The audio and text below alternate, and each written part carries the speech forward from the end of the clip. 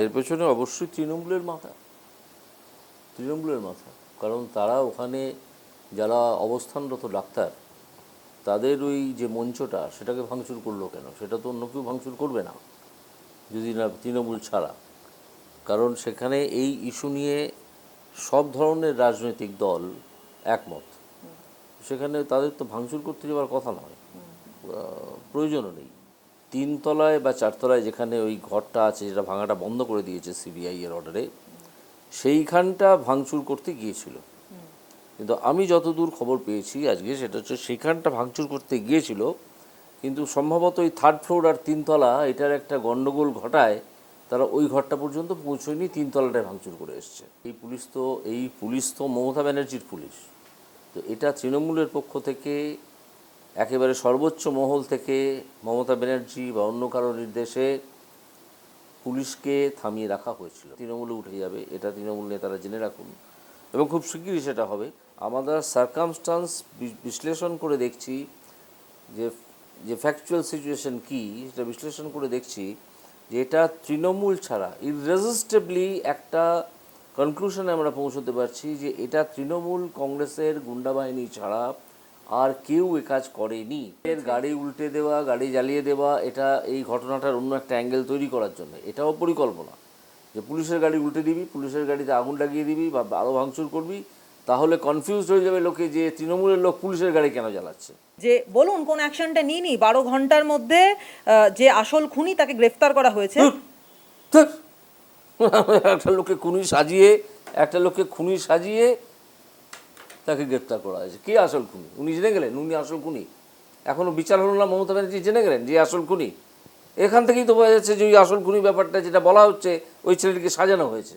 আমার 24 বছরের আইনজীবীর অভিজ্ঞতা এবং 6 বছরের বিচারপতি থাকার অভিজ্ঞতা এবং যাবতীয় পড়াশোনা যা যা আমি এইসবের বিষয় নিয়ে, আইনি বিষয় নিয়ে করেছি, তার ভিত্তিতে আমি বলছি যে এই কাজ একজনের হতে পারে না। এত পাওয়ারফুল তার কারণ হচ্ছে উনি ওই একটা মেডিকেল কলেজের প্রিন্সিপাল হিসেবে প্রচণ্ড দুর্নীতি করেন, টাকা পয়সা নেন এবং তোলেন এবং সেটা উপযুক্ত জায়গায় পাঠিয়ে দেন। এটা সব হচ্ছে কালেক্টিং এজেন্ট, ঠিক আছে? তো সেই জন্য তাকে তো সরিয়ে রাখা যায় না, তাকে অন্য আরেকটা জায়গায় দিতে হয় যেখান থেকে বসে তিনি কালেক্ট করবেন, এবং কলকাতা শহরেই দিতে হয়। এই সব কারণে তাকে আবার তৎক্ষণাৎ তার একটি অ্যাপয়েন্টমেন্ট দেওয়া হয়েছিল। আর তাছাড়া তিনিও একটি ভাইপো শ্রেণীর জীব। তো এইগুলো যদি একসঙ্গে আমরা জড়ো করি তাহলে এটা খুবই বিশ্বাসযোগ্য হয়ে দাঁড়ায় যে নিশ্চয়ই একটা খুব কেলেঙ্কারি চলছিল। এই ঘটনা মেয়েটি জেনে ফেলে এবং সে যখন কোথাও কোনো সুবিচার পাচ্ছে না, তখন সেটা সোশ্যাল মিডিয়ায় লিখে দেবে বলে ঠিক করে। তো তাকে সরিয়ে দেওয়া ছাড়া কী উপায়? মুখ্যমন্ত্রী বলছেন কোনো লেনাদেনা নেই। মুখ্যমন্ত্রী ভেবে দেখুন আপনার সঙ্গে সন্দীপ ঘোষের কী লেনাদেনা, সন্দীপ ঘোষের কী ভূমিকা এতে? এই মুখ্যমন্ত্রী এত নির্লজ্জ উনি দেখবেন না, এত মিথ্যাচারী, এত মিথ্যাবাদী উনি দেখবেন না? ওনাকে টেনে নামিয়ে দিতে হবে, দড়ি ধরে মারো টান এই করতে হবে শেষ পর্যন্ত, এবং সেই দিকেই বিষয়টা এগোচ্ছে। এর পেছনে অবশ্যই তৃণমূলের মাথা, কারণ তারা ওখানে যারা অবস্থানরত ডাক্তার তাদের ওই যে মঞ্চটা সেটাকে ভাঙচুর করলো কেন? সেটা তো অন্য কেউ ভাঙচুর করবে না যদি না তৃণমূল ছাড়া। কারণ সেখানে এই ইস্যু নিয়ে সব ধরনের রাজনৈতিক দল একমত। সেখানে তাদের তো ভাঙচুর করতে যাওয়ার কথা নয়, প্রয়োজনও নেই। এটা তৃণমূল করেছে একদল একেবারে নির্দেশ দেওয়া দুষ্কৃতী তাদেরকে দিয়ে, এবং তারা 3 তলায় বা 4 তলায় যেখানে ওই ঘরটা আছে, যেটা ভাঙাটা বন্ধ করে দিয়েছে সিবিআই এর অর্ডারে, সেইখানটা ভাঙচুর করতে গিয়েছিল। কিন্তু আমি যতদূর খবর পেয়েছি আজকে, সেটা হচ্ছে সেইখানটা ভাঙচুর করতে গিয়েছিল, কিন্তু সম্ভবত ওই 3rd ফ্লোর আর 3 তলা এটার একটা গণ্ডগোল ঘটায় তারা ওই ঘরটা পর্যন্ত পৌঁছয়নি, 3 তলাটায় ভাঙচুর করে এসছে। সেই জন্য তারা অপেক্ষা করছিল আরও কিছুক্ষণ যদি আবার ঢুকতে পারা যায়। তো পুলিশ তো কলের পুতুল হয়ে দাঁড়িয়েছিল। আমাদের ওই কী নাম, আমাদের কলকাতা পুলিশের কমিশনার, তিনি তো সব দোষ মিডিয়ার ঘাড়ে চাপিয়ে দিয়ে চলে গেলেন। অপদার্থ পুলিশ কমিশনার তিনি চলে এলেন, আবার দেখা গেল, আমি কালকে টিভিতে দেখছিলাম, তিনি ফিরে কেন যে গেলেন তাও বা কেউ জানে না ভালো করে। হয়তো ওই ওদের একটা আনকনস্টিটিউশনাল এক্সট্রা কনস্টিটিউশনাল পাওয়ার সেন্টার আছে না, কি অভিষেক না কি নাম, তো হয়তো তার নির্দেশে গিয়েছিল, তো দিয়ে আবার ফিরেও এসছে। তারপরে আবার সেই ইট ছোড়া সেটা শুরু হলো পুলিশের দিকে তাক করে। পুলিশ তো কলের পুতুল, একটা দুটো ইট ছুঁড়ে করলো, টিয়ার গ্যাসও ছুড়লো না, শুনলাম যে টিয়ার গ্যাসের সেল নাকি ফাটছে না, এত খারাপ।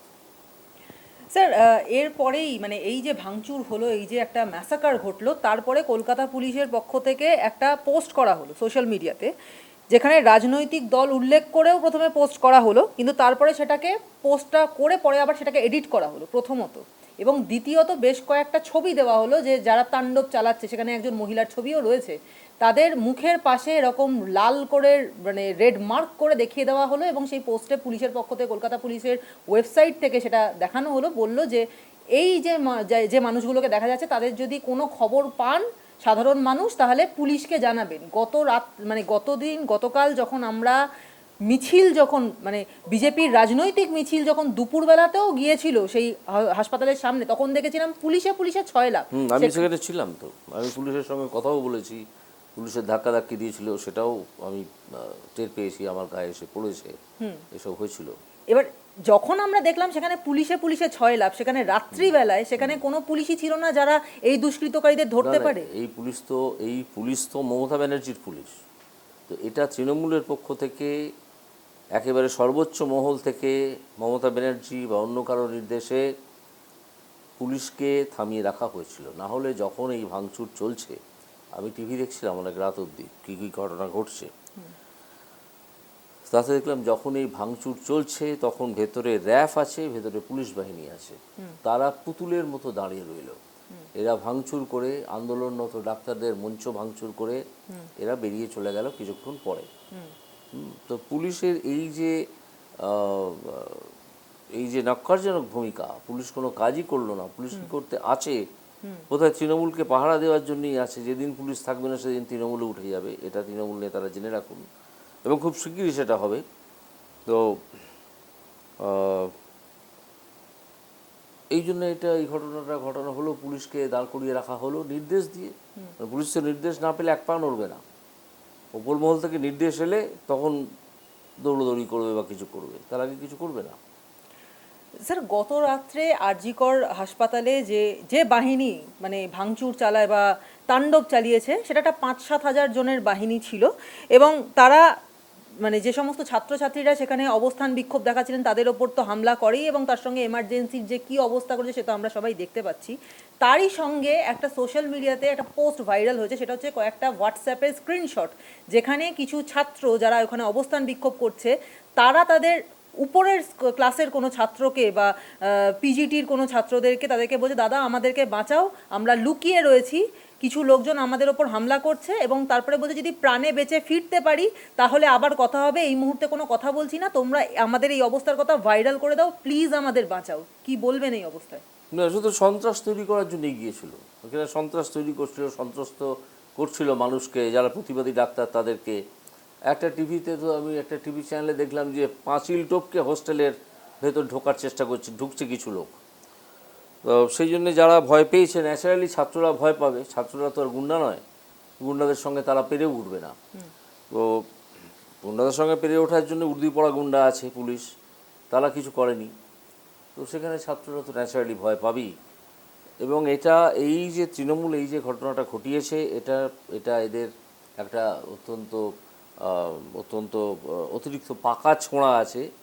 সে আবার লিখেছে, শুনলাম যে বিজেপি এবং সিপিএমের এই আক্রমণ, সে কিছুই জানে না। আমার কাছে ৭৭,০০০ ভোটে হেরে এসছে। তো সেই লোকটি, সেই ছেলেটি ব্যাপারটিকে অন্য একটা অ্যাঙ্গেল দিতে চায়, কিন্তু এই মূর্খের মতো কথা বলে তো হবে না। আমাদের সার্কামস্টান্স বিশ্লেষণ করে দেখছি যে ফ্যাকচুয়াল সিচুয়েশন কী, সেটা বিশ্লেষণ করে দেখছি যে এটা তৃণমূল ছাড়া ইররেজিস্টিবলি একটা কনক্লুশনে আমরা পৌঁছতে পারছি যে এটা তৃণমূল কংগ্রেসের গুন্ডা বাহিনী ছাড়া আর কেউ এ কাজ করেনি। না হলে পুলিশ নিষ্ক্রিয় থাকবে কেন? আমি তো কালকে যখন আমরা ঢোকার চেষ্টা করলাম, ঢোকার কথা বললাম আমি এবং রুদ্রনীল ঘোষ, তো তখন পুলিশ একবারে রেড়ে করে তেরে এলো, না না না এখানে ঢোকা যাবে না, ঢোকা যাবে না, আপনার বাড়ি থেকে করুন। তখন ঢুকতে পর্যন্ত দিচ্ছে না হসপিটালের ভেতরে। আর তারপরে যখন রাত্রিবেলা ঢুকে তাণ্ডব চালালো, তখন পুলিশ কলের পুতুলের মতো দাঁড়িয়ে আছে। এ তো সব পুলিশ নির্দেশেই করছে। কার নির্দেশ? কোন মহল থেকে নির্দেশ আসে, কোন জায়গা থেকে নির্দেশ আসে, সে তো আমরা জানি এর মধ্যেই। কিন্তু শুধু যে হাসপাতালে ভাঙচুর হয়েছে এমন তো নয়, কারণ দেখা গেছে বেশ কিছু পুলিশ মার খেয়েছেন এবং পুলিশ ভয়ে লুকিয়ে পড়ছে এই দুষ্কৃতিকারীদের ভয়ে। তাদের গাড়ি উল্টে দেওয়া হয়েছে, গাড়ি জ্বালিয়ে দেওয়া হয়েছে, ভাঙচুর করা তাদের হয়েছে। গাড়ি উল্টে দেওয়া, গাড়ি জ্বালিয়ে দেওয়া, এটা এই ঘটনাটার অন্য একটা অ্যাঙ্গেল তৈরি করার জন্য, এটাও পরিকল্পনা। যে পুলিশের গাড়ি উল্টে দিবি, পুলিশের গাড়িতে আগুন লাগিয়ে দিবি বা আরও ভাঙচুর করবি, তাহলে কনফিউজড হয়ে যাবে লোকে যে তৃণমূলের লোক পুলিশের গাড়ি কেন জ্বালাচ্ছে। ঠিক আছে, এইসব ছক আমরা বুঝি। আমাদের তো অনেক দিন হলো পৃথিবীতে, যারা ওই মায়ের পেটে পড়েই ওই সব বড় বড় কথা বলেন অতিরিক্ত পক্ষ শোনার মতো, তারা ভাবেন যে অন্য লোক বোকা। তা তো নয়। স্যার, আমাদের মানে শাসক দল সবসময় বলে এসছে যে তারা নাকি মা মাটি মানুষের সরকার, এবং আরজি করের এমার্জেন্সি বিভাগ কার্যত ধ্বংসস্তূপে পরিণত করা হয়েছে, সমস্ত ভেঙে দেওয়া হয়েছে। এখন যাদেরকে মা মাটি মানুষ বলে উল্লেখ করা হয় তাদের পক্ষে তো সম্ভব নয় যে বড় বড় প্রাইভেট হসপিটাল বা যেগুলো এখন প্রচুর লাখ লাখ টাকার মানে চিকিৎসার খরচ, সেখানে গিয়ে চিকিৎসা করানো, সেই মামাটি মানুষ তারা আসেন এই রকম সাধারণ হাসপাতালে, মানে সরকারি হাসপাতালের এমার্জেন্সিতেই চিকিৎসা করাতে।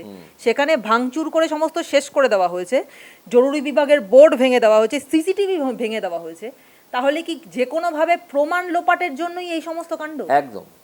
এইটা ছিল একটা আড়াল, যে অন্যান্য জায়গায় ভাঙচুর হচ্ছে, এই আড়ালের আড়ালে কিছু লোক ওপরে উঠে যায়, গিয়ে যেখানটায় খুনটা হয়েছিল সেই দেয়াল ভাঙাটা বন্ধ হয়ে গিয়েছিল, সেই ঘর ভাঙাটা, সেইখানটা দেখাতে চেষ্টা করছিল যে গুন্ডা বাহিনী পাঠিয়ে সেখানটা ভাঙচুর করে দেবো এবং সব তথ্য প্রমাণ লোপাট হয়ে যাবে। সেটা তাদের নিজেদের ভুল বোঝাবুঝিতে সেটা সম্ভবত করতে পারেনি বলে আজকে শুনেছি আমি। তো তো সেই জন্যই এই ভাঙচুরগুলো নিচে করেছে, যে আমরা নিচে ভাঙচুর করতে এসেছিলাম। নিচে ভাঙচুর করে তো দেখাতেই হবে যে নিচেই ভাঙচুর হয়েছে। আসলে তো ভাঙচুরটা করতে গিয়েছিল ওপরে, যেখানে মেয়েটিকে খুন করা হয়েছিল সেখানে। নিজের এক্স হ্যান্ডেলে অভিষেক বন্দ্যোপাধ্যায় তিনি লিখছেন যে আরজি করে যে গুন্ডামি এবং ভাঙচুর হয়েছে তা সমস্ত সীমা পার করে গিয়েছে। আমি পুলিশ কমিশনারের সঙ্গে কথা বলেছি এবং তাকে বলেছি যাতে প্রত্যেক অভিযুক্তকে চিহ্নিত করা হয় এবং তাদের শাস্তি দেওয়া হয়। কি বলবেন? হাসবো, ব্যঙ্গের হাসি হাসবো, আর কিছুই বলবো না। ভেবেছে বাংলাদেশের মতো এখানে ক্ষমতা দখল করবে, বিরোধীদের বিরুদ্ধে রাজনীতি করার অভিযোগ আনলেন মমতা বন্দ্যোপাধ্যায় এবং তিনি বলছেন যে বাংলাদেশে একটা ঘটনা ঘটে গেছে, এরা ভেবেছে যে সেই ঘটনা টেনে এনে আমার ক্ষমতা দখল করবে। আপনারা শুনে রাখুন, আমার ক্ষমতার মায়া নেই। কি বলবেন? ক্ষমতার মায়া নেই, আপনাকে তখন বলতেই হবে, আপনার তো চোখের ঘুম উড়ে গেছে। কালকে যে পরিমাণ মানুষ, বিশেষত মহিলারা, সারা পশ্চিমবঙ্গের চতুর্দিকে ছড়িয়ে পড়েছিলেন এবং হাজার হাজার লক্ষ লক্ষ মহিলা জড়ো হয়েছিলেন বিভিন্ন জায়গায়, সে খবর তো মুখ্যমন্ত্রী নিশ্চয়ই পেয়েছেন এবং তিনি বুঝতে পেরেছেন যে তার পায়ের তলার মাটি সরে গেছে। ঠিক আছে, আমরা কালকেই দাবি করেছি যে এই মুখ্যমন্ত্রী, যিনি এভিডেন্স ট্যাম্পারিংয়ে এবং এভিডেন্স ডিস্ট্রয় করার জন্যে নেতৃত্ব দিয়ে করেছেন এই ঘটনাটা, আমি আজও দাবি করছি যে তিনি, তার নেতৃত্বে এই ঘটনাটা ঘটেছে। যতই পুলিশ কমিশনার বলুন যে আমরা সব করেছি, কি করিনি, তোমরা কিছুই করোনি। ঠিক আছে, সেটা সিবিআই তদন্ত সম্পূর্ণ হলেই বোঝা যাবে। আর তা না হলে আদালত সিবিআই তদন্ত দিল কেন? তোমরা যদি এতই ভালো কাজ করবে, আদালত তার মূর্খ নয়, তাহলে বলো আদালতকে, বলে দাও বিজেপির আদালত যেরকম বলতে, বিজেপির আদালত মূর্খ আদালত বলতে থাও না, তাতে কিছু যাবে আসবে না, সিবিআই এর কাজ করবে। তো মুখ্যমন্ত্রী এটা বুঝে গেছেন যে পায়ের তলা থেকে মাটি সরে গেছে, যে মহিলাদের উনি মুগ্ধ করে রাখতেন তার বিভিন্ন রকমের নাটকীয়তা দিয়ে, মিথ্যাচার দিয়ে, সেই মহিলারাও ওনার স্বরূপ বুঝে গেছে।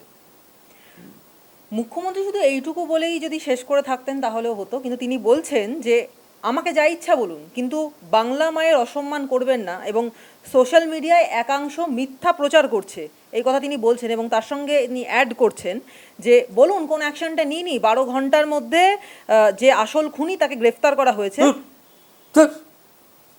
একটা লোককে খুনি সাজিয়ে তাকে গ্রেফতার করা হয়েছে। কে আসল খুনি? উনি জেনে গেলেন উনি আসল খুনি? এখনো বিচার হলো না, মমতা ব্যানার্জি জেনে গেলেন যে আসল খুনি?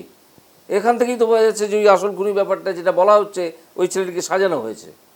সে হয়তো তার সঙ্গে ছিল, কিন্তু এই আসল খুনি মমতা ব্যানার্জি কী করে জানলেন যে ও আসল খুনি? স্যার তাহলে আরো অনেক মানুষের মতো আপনারও এটা মনে হয় যে এটা একজনের নির্দিষ্ট একজনের ঘটনা নয়, একজনের করা কাজ নয়? আমার তো অবশ্যই মনে হয়, আমি তো কালকেও বলেছি আপনাদেরকে, আপনি ছিলেন কিনা আমি জানি না, অন্যান্য চ্যানেলে বলেছি যে আমার 24 বছরের আইনজীবীর অভিজ্ঞতা এবং 6 বছরের বিচারপতি থাকার অভিজ্ঞতা এবং যাবতীয় পড়াশোনা যা যা আমি এইসবের বিষয় নিয়ে, আইনি বিষয় নিয়ে করেছি, তার ভিত্তিতে আমি বলছি যে এই কাজ একজনের হতে পারে না। এই কাজ অন্তত 2 জন 3 জন বা 4 জন বা 5 জনের, 2 বা তার অধিক। এত নক্কারজনক, এত ঘৃণ্য ঘটনা যে কোনো বিশেষণ দিয়েই একে চিহ্নিত করা যায় না, এত খারাপ এটা। আদালত তো সিবিআই এর হাতে তদন্তের ভার তুলে দিল, কিন্তু সাধারণ মানুষের যেন কোনো একটা জায়গায় সিবিআই এর ওপর থেকে আস্থা সরে যাচ্ছে। তার কারণ এতগুলো যে দুর্নীতি মামলা রয়েছে সেখানে কিন্তু বারবার অনেকে ছাড়া পেয়ে যাচ্ছে। সেখানে দাঁড়িয়ে এই মেয়েটি, নির্যাতিতা মেয়েটি যে আজকে নেই, সে কি সত্যি সত্যি বিচার পাবে? দেখুন, অন্য যে অপরাধগুলো সিবিআই তদন্ত করছে, যেগুলো মূলত আমিই দিয়েছিলাম তদন্ত করতে, সেখানে সিবিআই অনেক তথ্য বার করে এনেছে এবং তারা এখনও কাজ চালাচ্ছে। এটা একটা বিরাট গ্যাং সারা পশ্চিমবঙ্গ জুড়ে কাজ করেছে। তাদের মধ্যে অনেকেই আজকে ভারতীয় জনতা পার্টিতে আশ্রয় নিয়েছে, ঠিক আছে? আমি অনেককে চিনি, তাদের মধ্যে আমি অনেককে চিনি, জানি। তো এরকম লোকজন, তাদেরকেও সিবিআই নিশ্চয়ই চেস করবে। সকল কী করছে, বিভিন্ন মানুষের থেকে নিচ্ছে, এইটা করতে গিয়ে সিবিআইয়ের অনেক সময় লাগছে। কিন্তু সিবিআই তার জাল অনেকটা গুটিয়ে এনেছে। এটা গেল একটা ধরনের তদন্ত। সেখানে তো অনেক অনেক অনেক মানুষ জড়িত। আর মুখ্যী রানী বসে আছেন একেবারে মাঝখানে, যেটা ওই ভদ্রলোক বলেছিলেন, সিবিআই জয়েন্ট ডিরেক্টর ছিলেন, তৃণমূলের মন্ত্রীও ছিলেন কিছুদিন। এরকম একটা বড় মাকড়সার জাল, তার মাঝে মুখ্যী রানী বসে আছেন আর চতুর্দিকে এটা ছড়িয়ে পড়েছে। ওটা হচ্ছে ওই ধরনের একটা অপরাধ এবং তার তদন্ত, এবং সেটা খুবই সময় সাপেক্ষ। আর এখানে একটা পার্টিকুলার ইনসিডেন্ট একদিনে ঘটে যাওয়া, একেবারে পরিকল্পনা করে ঘটিয়ে দেওয়া, ঠিক আছে? পরিকল্পনা করে ঘটিয়ে দেওয়া, আমার মনে হয় এটার জন্যে হাজার হাজার লোককে জিজ্ঞাসাবাদ করার প্রয়োজন পড়বে না, যেটা ওই তদন্তগুলোয় পড়ছে। সুতরাং এটা আমার ধারণা তাড়াতাড়ি সিবিআই এর কিনারা করবে এবং উপযুক্ত রিপোর্ট আদালতে দেবে। স্যার, আমরা এতদিন দেখেছি যে শান্তনু সেন তৃণমূলের মুখপাত্র হিসেবে সমস্ত জায়গায় বিভিন্ন রকম কথাবার্তা বলতেন। সেখানে আরজিকর কাণ্ডে সরব হওয়ার পর তড়িঘড়ি শান্তনু সেনকে সরিয়ে দেওয়া হলো মুখপাত্র পদ থেকে। শান্তনু সেনকে দেখুন, শান্তনু সেনকে তৃণমূল অনেকদিন ধরেই পাত্তা দেয় না। শান্তনু সেনকে রাজ্যসভায় নমিনেটও করেনি আবার পরের বারের জন্য। তো তখন থেকেই শান্তনু সেন সম্বন্ধে আমার কাছে যা খবর এসেছিল, উনি বিজেপিতে জয়েন করবেন করে অনেকের কাছে পায়ে ধরেছিলেন, কিন্তু বিজেপি তাকে নেয়নি। কারণ এই ধরনের লোকজনকে নিয়ে বিজেপির কোনো উপকার হয় না, ক্ষতিই হয়। শান্তনু সেন এখন বুঝতে পারছেন যে তিনি নিউ হায়ার হয়ে গেছেন। তিনি যতই গম্ভীর মুখ করে ওই স্কোয়ার ফুটের কথা বলুন, কত স্কোয়ার ফুটে কত টিকটিকি থাকে, কে পাত্তা দিচ্ছে সব লোকেদের? এদের তো স্বরূপ উন্মোচিত, এলাকার লোক জানেন, বাইরের লোক জানেন। সুতরাং শান্তনু সেনের কী হলো না হলো, উনি কোনো ওই ঘটনা যে যদি লেখা হয় কখনো, এর ফুটনোটেও জায়গা পাবেন না। তিনি কোনো ইম্পর্টেন্ট চরিত্রই নন। তাকে সরিয়ে দেওয়া হলো কি রাখা হলো, সেই নিয়ে আমার কোনো মাথা ব্যথাই নেই। আমি এই নিয়ে কোনো মন্তব্যই করতে চাই না। আরজি করে যে অপসারিত অধ্যক্ষ সন্দীপ ঘোষ, তিনি, তার বিরুদ্ধে আরজি করের ছাত্রছাত্রীদের বা প্রাক্তনীদের পাহাড় প্রমাণ অভিযোগ ছিল, এবং পরপর সেই অভিযোগ এখন তার অপসারণের পরই আসতে শুরু করেছে। কিন্তু দেখা গেল যে তিনি পদত্যাগপত্র দিলেন, সরকার থেকে সেটা গ্রান্টেড হলো না, এবং তার 4 ঘন্টার মধ্যেই তাকে ন্যাশনাল মেডিকেল কলেজে অধ্যক্ষ পদে, ডিন পদে তাকে নিয়োগ করা হলো, কিন্তু সেখানে ছাত্রছাত্রীরা তাকে ঢুকতে দিল না। এত পাওয়ারফুল তিনি? হ্যাঁ, এত পাওয়ারফুল তার কারণ হচ্ছে উনি ওই একটা মেডিকেল কলেজের প্রিন্সিপাল হিসেবে প্রচণ্ড দুর্নীতি করেন, টাকা পয়সা নেন এবং তোলেন এবং সেটা উপযুক্ত জায়গায় পাঠিয়ে দেন। এরা সব হচ্ছে কালেক্টিং এজেন্ট, ঠিক আছে? তো সেই জন্য তাকে তো সরিয়ে রাখা যায় না, তাকে অন্য আরেকটা জায়গায় দিতে হয় যেখান থেকে বসে তিনি কালেক্ট করবেন, এবং কলকাতা শহরেই দিতে হয়। এই সব কারণে তাকে আবার তৎক্ষণাৎ তার একটি অ্যাপয়েন্টমেন্ট দেওয়া হয়েছিল। আর তাছাড়া তিনিও একটি ভাইপো শ্রেণীর জীব, এটা খোঁজ দিলে আপনারা জানতে পারবেন যে তিনিও এক ধরনের ভাইপো শ্রেণীতে পড়েন। স্যার একটা শেষ প্রশ্ন করব যে আরজি কর মেডিকেল কলেজে মানে যে চিকিৎসকের খুন এবং ধর্ষণের ঘটনা হলো, এখানে অনেকেই বলছেন, এমন কিছু ভয়েস ক্লিপসও আমরা পেয়েছি যে তারা বলা বলি করছেন যে কিছু গোপন ঘটনা যা জেনে ফেলেছিল মেয়েটি, যেমন সেখানে একটি সেক্স র্যাকেট এবং ড্রাগ র্যাকেট একসঙ্গে চলছিল, এবং যেটা আমরা জানতে পেরেছি এর তথ্য মানে এটার আমরা খতিয়ে দেখিনি যে তার উৎসস্থল কি, কিন্তু তারপরেও যেটা আমরা শুনতে পেয়েছি যে দুজন ডাক্তারি ছাত্রী তাদের কথোপকথন তারা আরজি করেন নয়, এবং এই ঘটনার পর যখন তাদের মধ্যে একটা দোলাচল শুরু হয়েছে তখন তারা বলছে যে এই মেয়েটি বেশ কিছু তার কাছে এভিডেন্সও এসে গেছিলো, সে জানতে পেরে গেছিলো, এবং এটার পরেই সে স্বাভাবিকভাবে তার চেস্ট ডিপার্টমেন্টে যিনি এইচওডি তাকে সেটা জানাতে যায়, কিন্তু সে বুঝতে পারেনি যে এইচওডির সঙ্গে মানে প্রিন্সিপাল সবাই একসঙ্গে মিশে রয়েছেন এবং সেটাই হচ্ছে আসল ঘুঘুর বাসা, সেখানেই গিয়ে সে বলে ফেলেছিল এবং এর ফলেই তাকে দুনিয়া থেকে সরিয়ে দেওয়ার একটা প্রস্তুতি হয়। দেখুন, এটাই আমি মনে করি এখনো পর্যন্ত, আজ পর্যন্ত আমি মিডিয়াতে যা দেখেছি এবং পড়েছি, তাতে আমার মনে হচ্ছে যে এই মেয়েটির একটি বয়ফ্রেন্ড ছিল, তার সঙ্গে এই মেয়েটির ডিসেম্বর মাসে বিয়ে হওয়ারও কথা ছিল। এখন এটা খুব স্বাভাবিক যে যেসব মানে অসৎ কাণ্ড চলছিল ওই কলেজে, চুরি, দুর্নীতি, সেক্স র্যাকেট, অমুক তমুক যা যা ঘটেছিল, বা এর কিছু কিছু যদি ঘটে থাকে, সেগুলোর অনেকটাই সে নিশ্চয়ই গল্পচ্ছলে বয়ফ্রেন্ডকে বলেছিল, নিশ্চয়ই।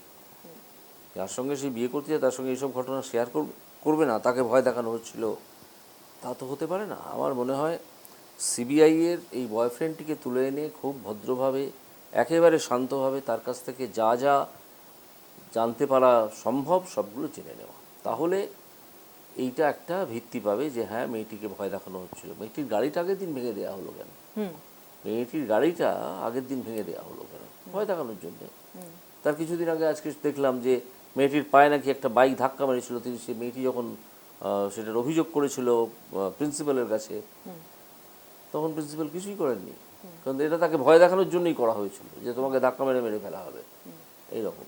তো এইগুলো যদি একসঙ্গে আমরা জড়ো করি তাহলে এটা খুবই বিশ্বাসযোগ্য হয়ে দাঁড়ায় যে নিশ্চয়ই একটা খুব কেলেঙ্কারি চলছিল, এই ঘটনা মেয়েটি জেনে ফেলে, এবং সে যখন কোথাও কোনো সুবিচার পাচ্ছে না তখন সেটা সোশ্যাল মিডিয়ায় লিখে দেবে বলে ঠিক করে, তো তাকে সরিয়ে দেওয়া ছাড়া কি উপায়? তার মানে খুব প্রিসাইজলি মেয়েটি ষড়যন্ত্রের শিকার, তাই তো? নিঃসন্দেহে। না হলে একটি পার্টিকুলার মেয়ে একটা ঘরে শুয়ে আছে, আরও অনেকে তো অনেক দিন শুয়ে, কাউকে তো মারা হয়নি, ওই মেয়েটিকে কেন মারা হলো? ওর সঙ্গে অন্য কি মুখ্যমন্ত্রী বলছেন কোনো লেনাদেনা নেই? মুখ্যমন্ত্রী ভেবে দেখুন আপনার সঙ্গে সন্দীপ ঘোষের কী লেনাদেনা, সন্দীপ ঘোষের কী ভূমিকা এতে? এই মুখ্যমন্ত্রী এত নির্লজ্জ উনি দেখবেন না? এত মিথ্যাচারী, এত মিথ্যাবাদী উনি দেখবেন না? ওনাকে টেনে নামিয়ে দিতে হবে, দড়ি ধরে মারো টান এই করতে হবে শেষ পর্যন্ত, এবং সেই দিকেই বিষয়টা এগোচ্ছে। তো তার মায়া নেই, তিনি কাজকর্ম ছেড়ে মায়াপুরে চলে যান না, গিয়ে কোল বাজান, করতাল বাজান।